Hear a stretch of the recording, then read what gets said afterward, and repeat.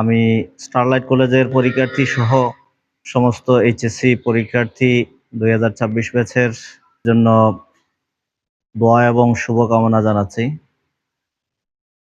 শেষ মুহূর্তে আমার আহ্বান হচ্ছে, তোমরা ইতিমধ্যে যে প্রস্তুতি নিয়েছো সেটার উপর ভরসা রেখে আত্মবিশ্বাসের সহিত যথাযথভাবে পরীক্ষায় অংশগ্রহণ করবে।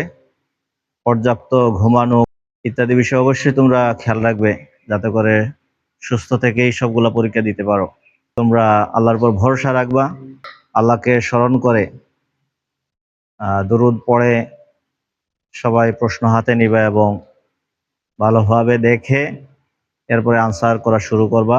সবচাইতে ভালো কমন পড়া প্রশ্নগুলোর উত্তর দিয়েই লেখা শুরু করবা। চেষ্টা করবা সবগুলো প্রশ্নের উত্তর দিয়ে আসার জন্য।